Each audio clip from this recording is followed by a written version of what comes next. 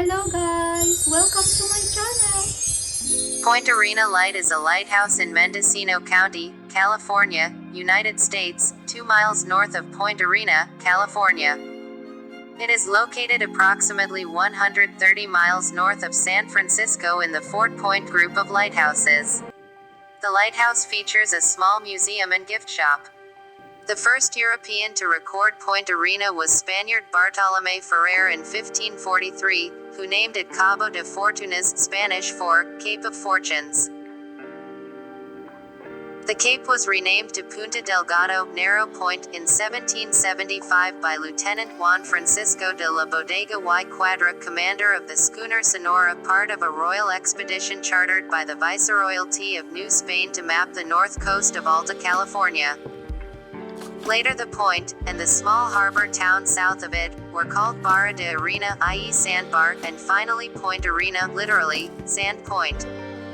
Point Arena is a narrow peninsula jutting around 1/2 mile, 800 meters, into the Pacific Ocean. This sandbar creates a natural hazard to navigation, and hence the need for a lighthouse and fog signal here. The lighthouse was constructed in 1870. The brick and mortar tower included ornate iron balcony supports and a large keeper residence with enough space to house several families. In April 1906, a devastating earthquake struck the light station. The keeper's residence and lighthouse were damaged so severely they had to be demolished. The United States Lighthouse Board contracted with a San Francisco-based company to build a new lighthouse on the site, and specified that it had to be able to withstand any future earthquakes.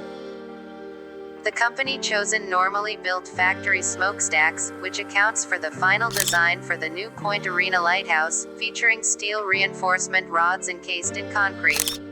This was the first lighthouse built this way.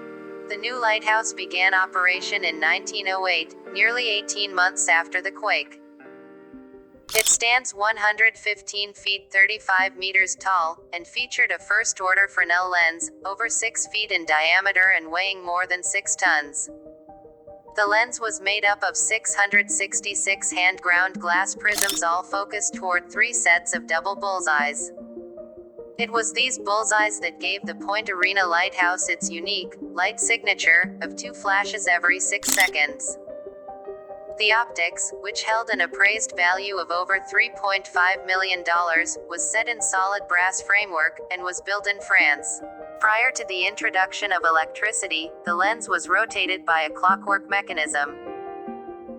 The keepers, or wickies, as they were called, had to hand crank a 160-pound weight up the center shaft of the lighthouse every 75 minutes to keep the lens turning. Light was produced by a funk hydraulic oil lamp that needed to be refueled every 4 hours, and whose wicks would have to be trimmed regularly. Later, 2 1,000-watt electric lamps were installed to replace the oil lamp, and a 1/8 of a horsepower electric motor was installed to replace the clockworks. In 1978, the original fog signal at the station was silenced, and a bell buoy was placed nearby.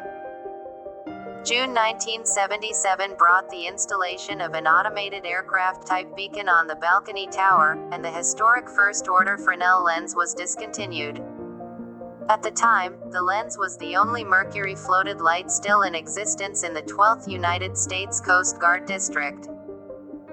The 400-pound aircraft beacon had been replaced by a 40-pound modern rotating light that incorporates the Fresnel principles for the efficient projection of light.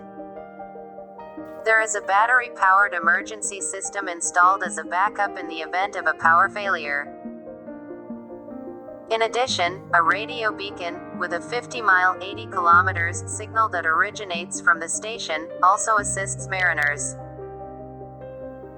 The original oil lamp was visible for approximately 18 miles 29 kilometers, the first-order Fresnel lens for 20 miles 32 kilometers, and the current modern rotating light can be seen for 16 miles 26 kilometers.